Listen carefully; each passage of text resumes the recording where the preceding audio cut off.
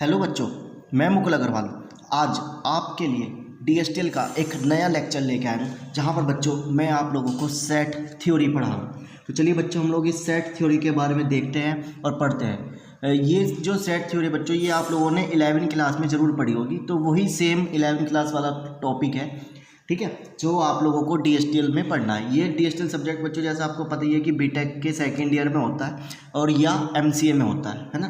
तो same subject होता है, तो बीटेक वालों के लिए भी यही है और एमसीए वालों के लिए भी यही है और 11वीं वालों के लिए भी यही है। तो तीनों क्लासेस के लिए आप लोगों का सेम रहने वाला है। तो चलिए बच्चों, हम लोग इसका नोट्स भी बनाएंगे साथ के साथ और समझेंगे भी। तो चलिए बच्चों, सबसे पहले हम लोग पढ़ रहे हैं व्हाट इज़ द सेट। तो बच्चों सेट क्या होता है, सबसे पहले उस चीज़ की जानकारी ले रहे हैं। तो जो सेट है बच्चों, वो क्या होता है, ए वेल डिफाइंड, आप साथ के साथ नोट्स बना लेंगे, ए वेल डिफाइंड कलेक्शन। सेट क्या होता है, एक वेल डिफाइंड कलेक्शन होता है ऑफ डिस्टिंक्ट ऑब्जेक्ट, ठीक है। एक डिस्टिंक्ट ऑब्जेक्ट का आपका क्या होता है, कलेक्शन होता है, उसे हम लोग क्या कहते हैं, सेट कहते हैं।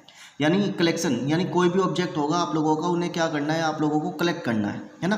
तो उन्हीं कलेक्शन को हम लोग क्या कहते हैं, ऑब्जेक्ट सेट कहते हैं। जैसे लाइक अगर मैं एग्जांपल की बात करूं साथ के साथ एग्जांपल के लिए, तो जैसे एप्पल, मैंगो, बनाना, बहुत सारे फ्रूट्स के नेम होते हैं बच्चे, फलों के नाम होते हैं। तो इसी तरीके से हम लोग यदि इनको कर्ली ब्रैकेट में लिख लेते हैं तो बच्चों वो क्या बन जाता है, आपका एक सेट बन जाता है, ठीक है बच्चों। तो ये चीज़ हम लोगों ने यहाँ पर क्या कर ली, सीख ली। एक और एग्जांपल ले लेते हैं। जैसे बच्चों हमने क्या करा, 2 का टेबल लिख लिया, 2 4 6 8 10 डैश डैश डैश।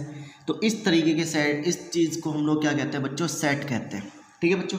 अब हम लोग बात करते हैं इसका रिप्रेजेंटेशन कैसे करते हैं, how to represent of set, representation of set theory. तो सेट थ्योरी को सबसे बच्चे पहले आप लोगों को देखना है कि कैसे रिप्रेजेंट करते हैं, या हम लोग इसको क्या लिख सकते हैं, टाइप ऑफ सेट्स भी बता सकते हैं। तो बच्चों सबसे पहले आप लोगों के पास आता है रोस्टर फॉर्म। क्या आता है, रोस्टर फॉर्म। तो सबसे पहले आप लोग बच्चों कैसे रिप्रेजेंट करेंगे उसको, रोस्टर फॉर्म की, ठीक है, रोस्टर फॉर्म में रिप्रेजेंट करेंगे। तो रोस्टर फॉर्म का मतलब क्या है, इन this form, in this form all the elements of a set are listed braces। यानी इस तरीके के ब्रेसेस में जब हम लोग किसी चीज़ को लिखेंगे बच्चों, तो उसे हम लोग क्या कहेंगे, रोस्टर फॉर्म कहेंगे, ठीक है। And are commas, and are commas, और उनको हम लोग बच्चों किस में लिखेंगे, कोमाज में लिखेंगे। तो जैसे मैंने चीज़ लिखी है ना, ये चीज़ आप लोगों की क्या है, रोस्टर फॉर्म है। मान लो कि बच्चों वो आपको क्या कह रहा है, right the name of fruits. तो फ्रूट्स के नेम लिखने हैं, आपको क्या लिखना है, right the name of fruits. तो फ्रूट्स के नेम बच्चों आपने इस तरीके से यदि लिखे हैं और ब्रैकेट में लिखे हैं और कोमा लगाया है, उसी चीज़ को बच्चों हम लोग क्या कहते हैं, रोस्टर फॉर्म कहते हैं, ठीक है। तो आई होप बच्चों आपको ये चीज़ समझ में आ गई हो। तो चलिए इसका कुछ एग्जाम्पल से हम लोग बात करते हैं। जैसे बच्चों वो आपको क्या कह रहा है, ए कोई चीज़ है आपके पास, जिसके लिए उसने क्वेश्चन दे दिया, क्या, set of all factor, set of all factor of 12। यानी बच्चों आपको यहाँ पे 12 के फैक्टर का सेट करना है। तो यानी ये आपको एक क्वेश्चन दे दिया ना, ठीक है। तो आप इसका आंसर क्या लिखेंगे बच्चों, इस तरीके से लिखेंगे कि जो 12 के फैक्टर होंगे वो क्या क्या होंगे। तो क्या लिखेंगे, 1 2 3 4 6 12। तो बच्चों यही इसके फैक्टर होते हैं जो 12 को डिवाइड कर सकते हैं, ठीक है। चलिए सेकंड एग्जांपल ले लेते हैं, b is equal to set of all letter in the word of school. तो बच्चों आपके पास क्या है, एक सेट बनाना है लेटर का, ठीक है, किससे, इन द वर्ड ऑफ स्कूल। यानी आपके पास कोई स्कूल लिखा हुआ है, उसका आपको बच्चों क्या बनाना है, सेट बनाना है। तो देखो आप क्या लिखेंगे, S comma C comma H comma O comma, यहाँ पे डबल ओ आ रहा है, तो बच्चों सिर्फ आप लोगों को एक ही ओ लेना है, ठीक है, और कोमा एल। तो जो चीज़ रिपीट होगी बस उसको आप लोग एक ही बार डिसाइड करेंगे। तो बच्चों से हम लोग क्या कहेंगे, रोस्टर फॉर्म कहेंगे, ठीक है। चलिए एक और एग्जांपल ले लेते हैं, सी एग्जांपल ले रहे हैं बच्चों हम लोग, set of all even positive integers, आपको पॉजिटिव इंटीजर लेने हैं इवन, किससे, less than 20।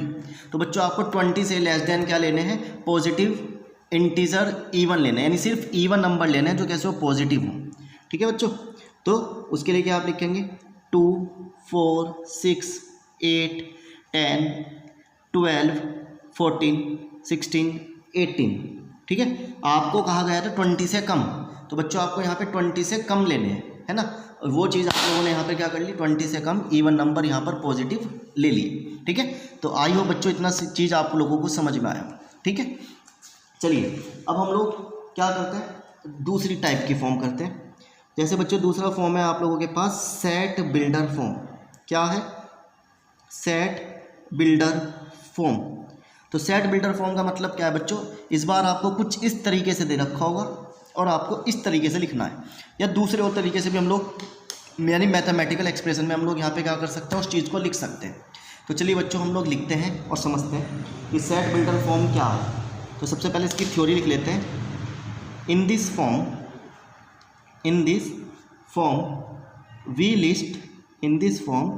We list the property, in the form we list the property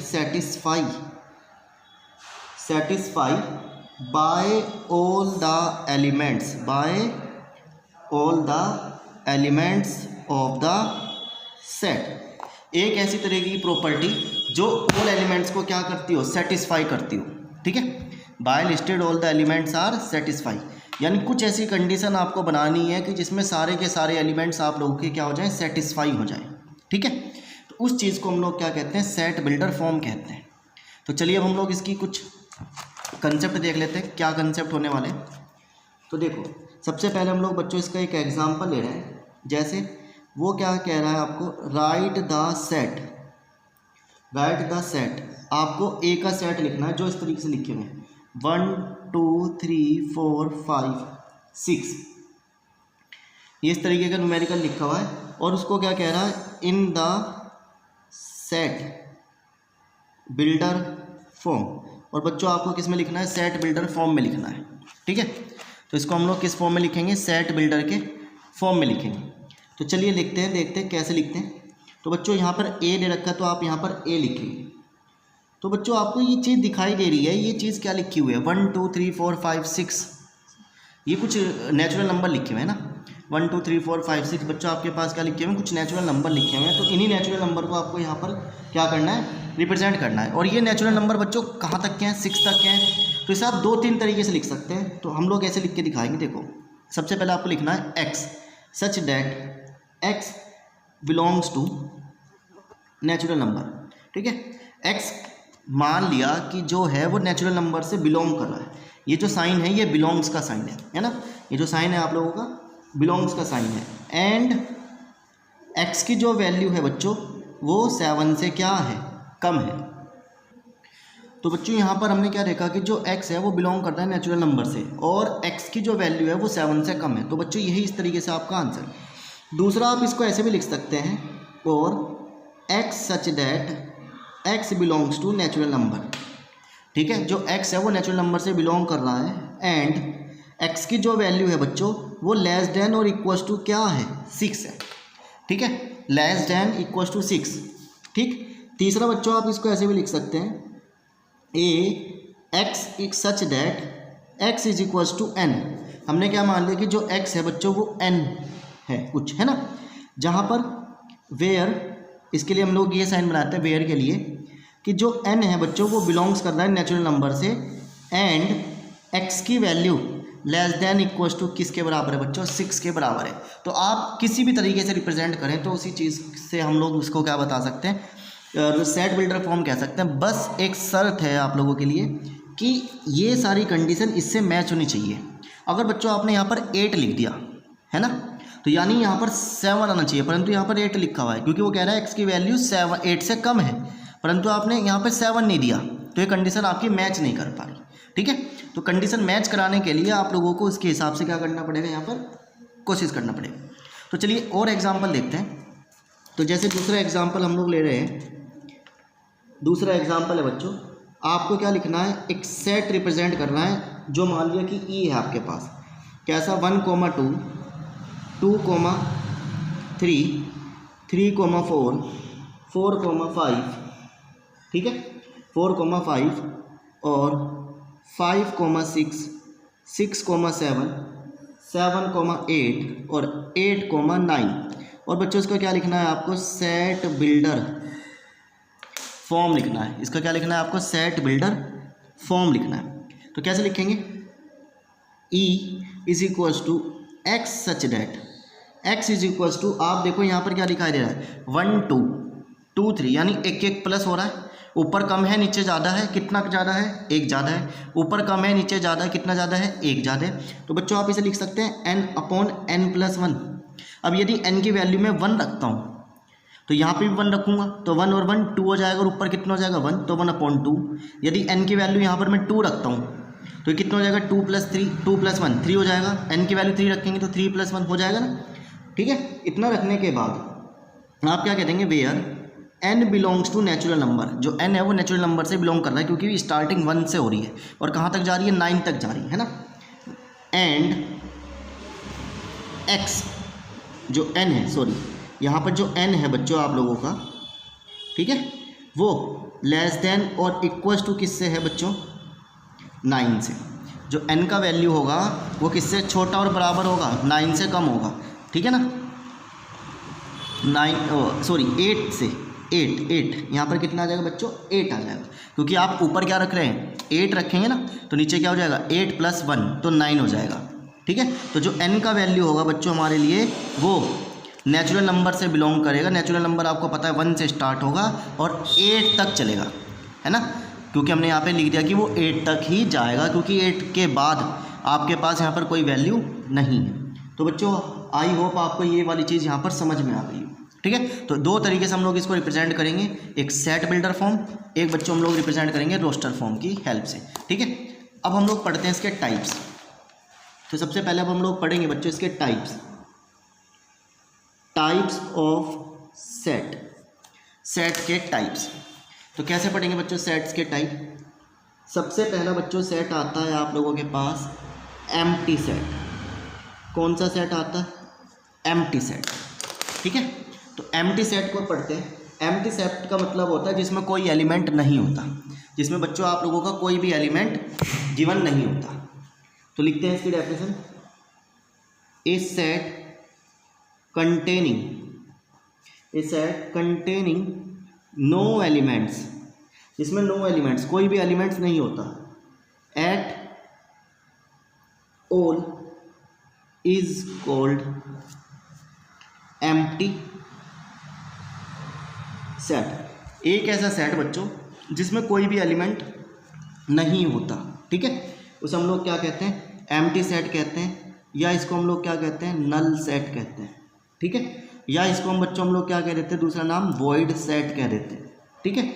जिसको इट रिप्रेजेंट बाय या डिनोटेड बाय, इसको किससे डिनोट करेंगे बच्चों, हम लोग फाई से डिनोट करेंगे, ठीक है।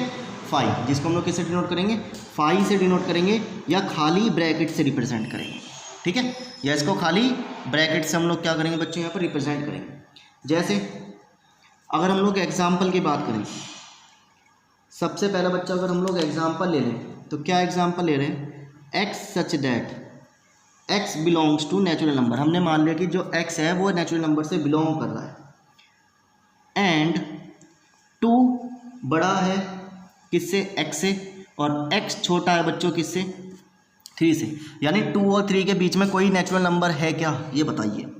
क्या 2 और 3 के बीच में कोई बच्चों नेचुरल नंबर है, नहीं, कोई नेचुरल नंबर नहीं है। तो इसका मतलब क्या हो गया बच्चों, वो एम्प्टी सेट हो गया, ठीक है। जब जिसके बीच में कोई भी नंबर ना हो या कोई नंबर ना आए, उसे हम लोग क्या कह देंगे बच्चों, यहाँ पर एम्प्टी सेट कह देंगे, ठीक है, कोई दिक्कत। चलिए अब हम लोग पढ़ेंगे सेकंड सेट कौन सा होता है बच्चों, फाइनाइट सेट। हम लोग पढ़ रहे हैं फाइनाइट एंड इनफाइनाइट सेट। एक होता है आपके पास फाइनाइट सेट, एक होता है बच्चों आप लोगों के पास इनफाइनाइट सेट। तो सबसे पहले फाइनाइट सेट और इनफाइनाइट सेट के बारे में हम लोग देख रहे हैं। तो सबसे पहले पढ़ते हैं फाइनाइट सेट के लिए, a set is set to be finite if it's consist of only finite number of elements. ऐसे सेट जिसमें सिर्फ बच्चों आप लोगों के पास कैसे नंबर हो, फाइनाइट नंबर हो, उन्हें हम लोग क्या कहते हैं बच्चों, यहाँ पर फाइनाइट सेट्स कहते हैं। फाइनाइट का मतलब जिन काउंटेबल नंबर हो। जैसे एग्जाम्पल की अगर हम लोग बात करें, इसका एग्जाम्पल जैसे 1 2 3 4, तो बच्चों ये फाइनाइट सेट है, ठीक है। दूसरा अगर हम एग्जाम्पल की बात करें, जनवरी, फरवरी, मार्च, अप्रैल, मई, जून, जुलाई, अगस्त, जो भी आता है, दिसंबर, तो बच्चों देखो एक फाइनाइट सेट है जिनके आप लोग काउंटिंग कर सकते हैं, है ना। तो जिनके हम लोग काउंटिंग कर सकते हैं उन्हें हम लोग क्या कहते हैं, फाइनाइट सेट कहते हैं। जो लास्ट में क्या हो जाए, बंद हो जाए, मतलब बंद का मतलब जिसमें एक डिजिट हम लोग क्या कर सकते हैं, काउंट कर सकते हैं। हमें पता है जनवरी, फरवरी, मार्च, अप्रैल, मई, जून, जुलाई, अगस्त, सितंबर, अक्टूबर, नवंबर, दिसंबर, यानी हम लोग 12 गिन सकते हैं। अब हम लोग बात करते हैं इनफिनाइट सेट की। इनफिनाइट सेट को कैसे लिखेंगे, a set in which is not infinite is called infinite set. ऐसे सेट जिसमें फाइनाइट वैल्यू नहीं होती, जिनकी काउंटेबल नहीं होती, जिनकी आप काउंटिंग नहीं कर सकते बच्चों, उसे हम लोग क्या कहेंगे, इनफिनाइट सेट कहेंगे। जैसे एग्जाम्पल की बात करें हम लोग 1 2 3 4 5 डैश डैश डैश, तो ऐसे ही कितने भी काउंटिंग आप लोग लिख सकते हैं, है ना। जैसे हम लोग बात करें किसकी, 2 के 4, 2 4 6 8 10, 2 का टेबल या इवन वैल्यू आप कितने भी लिख सकते हैं, उसे हम लोग क्या कह देंगे, इनफिनाइट सेट कह देंगे, ठीक है। तो आई होप आपको ये चीज़ यहाँ पर समझ में आ गई। चलिए अब आप लोग पढ़ते हैं थर्ड टाइप। थर्ड टाइप में क्या है बच्चों, आपके पास सिंगलटन सेट। सिंगलटन सेट का मतलब क्या हो रहा है, देखो आपको वर्ड से ही समझ में आ रहा होगा, यानी जिसमें सिंगल वैल्यू होगी, ठीक है। जिसमें सिंगल वैल्यू होगी उसे हम लोग क्या कहेंगे, सिंगलटन सेट कहेंगे। A set containing exactly one element, जिसमें बच्चों सिर्फ और सिर्फ एक ही एलिमेंट हो, उसे हम लोग क्या कहेंगे, सिंगलटन सेट कहेंगे। जैसे एग्जाम्पल की हम लोग बात करें, मान लो 0 एक ही आ गया इसमें। दूसरा एग्जाम्पल की बात करें बच्चों हम लोग 3, तो ये भी क्या हो गया, एक सिंगलटन सेट हो गया, ठीक है। तो जिसमें सिर्फ एक ही एलिमेंट हो उसे हम लोग क्या कहेंगे, सिंगलटन सेट कहेंगे, जिसका एग्जाम्पल ये हो गया। फोर्थ टाइप की अगर हम लोग बात करें, इक्वल सेट। कौन सा सेट बच्चों, इक्वल सेट। तो इक्वल सेट वो सेट होता है जिसमें बराबर एलिमेंट हो और उनकी वैल्यू भी सेम, ठीक है। तो कैसे लिखते हैं, 2 set A and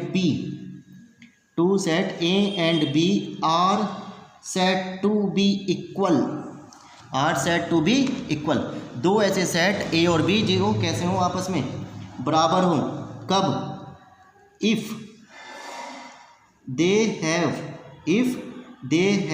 exactly the same element and we write A equals B, ठीक है, जिसमें सेम टाइप्स के एलिमेंट हो। चलिए जैसे एग्जांपल से समझते हैं। हमने कहा आपके पास बच्चों एक ए सेट है 1 2 3, एक आपके सेट बी, आपके पास एक बी सेट है 3 2 1। तो देखो बच्चों ये दोनों सेट आपस में कैसे हैं, बराबर है। इसमें 1 2 3 है, इसमें भी 3 2 1 है, ठीक है। तो यानी सेम एलिमेंट होने चाहिए। अगर यहाँ 4 हो जाए तो वो बराबर सेट नहीं होगा। तो जितने एलिमेंट यहाँ पे लिखे हुए उतने के उतने सेम के सेम आपके पास एलिमेंट होने चाहिए, उसे हम लोग क्या कहेंगे, इक्वल सेट कहेंगे, ठीक है बच्चों। तो ये चीज़ आपकी समझ में आ गई, कोई प्रॉब्लम इतने में। चलिए अब हम लोग आगे देखते हैं। आगे हम लोग पढ़ते हैं फिफ्थ टाइप का सेट, जिसको हम लोग क्या कहते हैं, इक्विवेलेंस सेट। क्या कहेंगे, इक्विवेलेंस सेट कहेंगे। तो इक्विवेलेंस सेट्स का मतलब क्या होता है बच्चों, जिसमें है तो ऐसे ही बस उसमें क्या हो, नंबर चाहे अलग अलग हों। जैसे मान लो यहाँ 1 2 3 है, यहाँ पर 1 2 4 हो जाए, पर नंबर ऑफ एलिमेंट सेम होने चाहिए, है ना। तो इसके बारे में लिखते हैं, two finite set A and B are said to be finite set A and B are said to be equivalents. क्या है? Equivalent if number of A element is equals to number of B element. जो number of A element है वो बराबर हो जाए किसके? B element के। तो जैसे बच्चों हम लोग एक एग्जाम्पल ले लेते हैं। तो एग्जाम्पल में हमने क्या ले लिया, 1 2 3 एक A सेट ले लिया, एक B सेट ले लिया, 5 3 2, तो 2 सेट ले लिए जिसमें हमने क्या देखा, A के अंदर कितने एलिमेंट्स हैं? 3, B के अंदर कितने एलिमेंट्स हैं बच्चों? 3। तो यानी ये दोनों नंबर ऑफ एलिमेंट्स आपस में एक दूसरे के कैसे हो गए? इक्वल हो गए। तो इसी चीज़ को हम लोग क्या कह देते हैं यहाँ पर? इक्विवेलेंट सेट कह देते हैं। ठीक है, तो आई होप आपको ये चीज़ यहाँ पर समझ में आई हो। चलिए बच्चों, अब हम लोग नेक्स्ट देखते हैं। तो नेक्स्ट में आता है बच्चों सुपर सेट। इतने टाइप के सेट आप लोगों के यहाँ पर क्या हो गए? ख़त्म हो गए। ठीक है, अब हम लोग पढ़ेंगे सबसेट। तो बच्चों अब हम लोग पढ़ने जा रहे हैं यहाँ पर क्या है? सबसेट। तो व्हाट इज़ द सबसेट? तो सबसेट क्या होता है? सबसेट वो सेट होते हैं जो किसी एक में से निकल कर बाहर आए। ठीक है, जो किसी एक में से क्या हुए? बाहर निकल के आए। तो जैसे समझते हैं, देखें, a set A is set to be subset of B. जो एक ए सेट है बच्चों, वो बी का सबसेट कहलाएगा। ठीक है, वो बी का क्या कहलाएगा? सबसेट कहलाएगा। कब? If every element of A is also an element of B. ठीक है, जब ए के हर एक एलिमेंट किसके अंदर हों? बी के अंदर हो। ठीक है, और वी राइट कैसे लिखेंगे आप? ए सबसेट इक्वल्स टू बी। तो बच्चों सबसेट का सिंबल ये होता है। अब देखो समझो, मान लो मेरे पास क्या है? 1 2 3 है, और एक मेरे पास बी है 3 2 1 4 5। ठीक है, तो ये चेक करो क्या ए के एलिमेंट्स बी के अंदर है? हाँ जी है, 1 2 3, इसके अंदर 3 2 1 4 5। ठीक है, तो क्या ए के एलिमेंट बी के अंदर है? हाँ है। तो यानी ए सबसेट है किसका? बी का। परंतु अब ये चेक करो, क्या बी के सारे एलिमेंट, ये जो बी के सारे एलिमेंट है, क्या ये ए के अंदर है? नहीं है, क्योंकि ए के अंदर क्या नहीं है? 4 और 5। इसको ऐसे समझो, मान लो कि ये क्या है?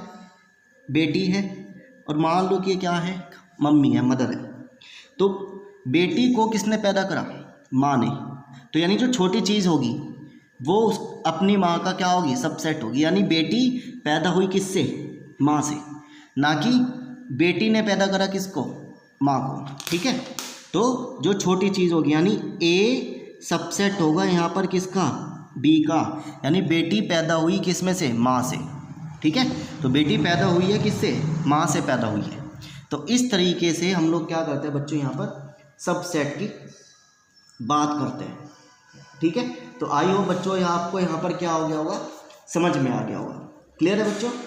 कोई दिक्कत नहीं। ठीक है, तो ऐसे ही आप लोगों को यहाँ पर क्या करना है? आगे काम करना है। चलिए अब हम लोग पढ़ते हैं बच्चों power of set. Power set पढ़ते हैं, ये वेरी इंपॉर्टेंट है। पावर सेट को अब हम लोग देखते हैं कैसे लिखते हैं और क्या होता है। The set of all the subset of a given set A is called power set of A and denoted by PA। तो बच्चों ये क्या कह रहा है? पावर सेट का मतलब क्या है? The set of subset. यानी जितने भी सबसेट बनेंगे किसी एक गिवन सेट में से, यानी कोई आपके पास एक ए सेट होगा, उसमें से कितने सारे सबसेट आप बना सकते हैं, कितने तरीके के सबसेट बना सकते हैं। देखो मैंने यहाँ पे बी लिया था, बी एक सेट है, तो मैंने इसमें से एक सबसेट बनाया 3 2 1। तो मैं इसी तरीके से क्या बना सकता हूँ, 1 4 5 भी लिख सकता हूँ, यहाँ पे 1 4 5 भी लिख सकता हूँ, लिखा जा सकता है। तो 2 हो गए। मैं लिख सकता हूँ 3 4 5, तो यहाँ पे 3 4 5 भी लिख सकता हूँ। तो यानी ए के अंदर से कितने सबसेट बनेंगे। तो चलिए अगर समझ में नहीं आया तो देखते हैं क्या, पहले इसको पूरा कर लेते हैं। तो ए सबसेट, ए के सेट में से कितने सबसेट बनेंगे उसको हम लोग पावर ऑफ सेट कहते हैं, जिसको हम पी ए से लिखते हैं। इसके लिए if number of A is equals to M, हमने क्या मान लिया कि जो ए के अंदर एलिमेंट्स हैं वो एम है, ठीक है। तो देन पावर सेट का जो फॉर्मूला होता है बच्चों, कितना बनेगा, P A number of elements is equals to 2 की पावर एम। तो कितने एलिमेंट्स बनेंगे, 2 की पावर एम बनेंगे। तो चलिए बच्चों एक एग्जांपल ले लेते हैं। मुझे क्या कहा गया है, right the power set, right the, इसे कैसे लिखेंगे, right the power set of A set. जब आपके पास ए सेट है, मान लो 1 2 3 आपके पास एक सेट है, उसके आपको क्या लिखना है, पावर सेट लिखना है। तो कैसे लिखेंगे, तो सबसे पहले बच्चों आप क्या देखेंगे, नंबर ऑफ एलिमेंट्स कितने हैं, नंबर ऑफ एलिमेंट्स कितने हैं, 3 एलिमेंट्स हैं, 1 2 3।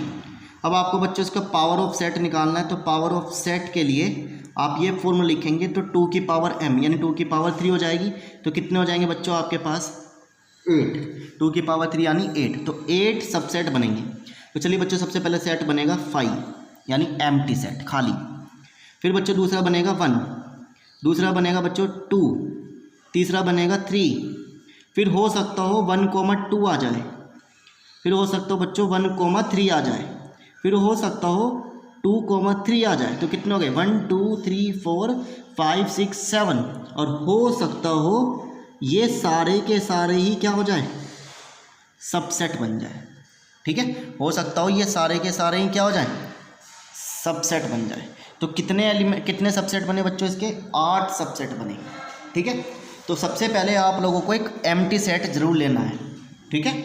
हो सकता हो कि उसमें से कुछ एम्प्टी सेट भी आया हो, हमने कुछ लिया ही ना हो, परंतु वो उसका क्या है, सबसेट है।